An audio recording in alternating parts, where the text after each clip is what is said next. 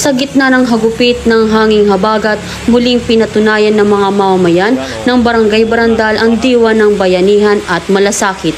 Pinangunahan ng Regional Police Community Affairs and Development Unit 4A, katuwang ang mga opisyal ng barangay at ilang residente ang pamamahagi ng tulong sa mga evacuees na pansamantalang nanunuluyan sa evacuation center ng nasabing barangay.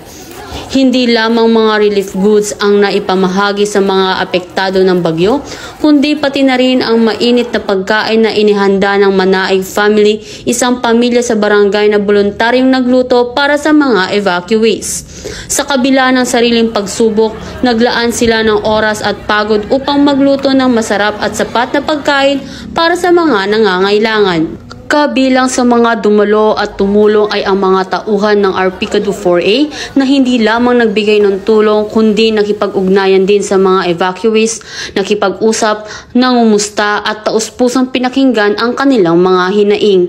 Tiniyak din ng grupo na ligtas, maayos at may sapat na kaayusan ang evacuation center.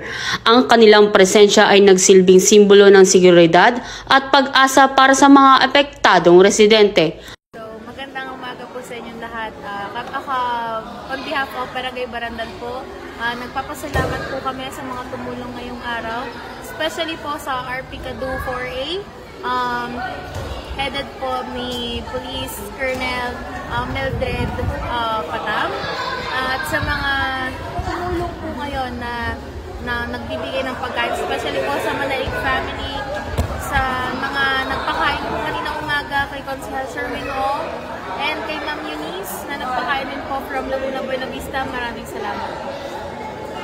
Ang aktibidad na ito ay patunay ng lakas ng pagkakaisa ng pamahalaan, kapulisan at mamamayan sa panahon ng sakuna.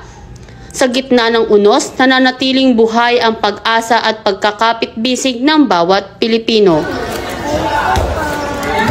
Mula dito sa Barangay Hall, Barangay Barandal, Calamba City, Laguna, ako ang inyong Police News Network Correspondent, Patrolwoman Jessica S. Obrero, alagad ng batas, tagataguyod ng Balitang Pulis.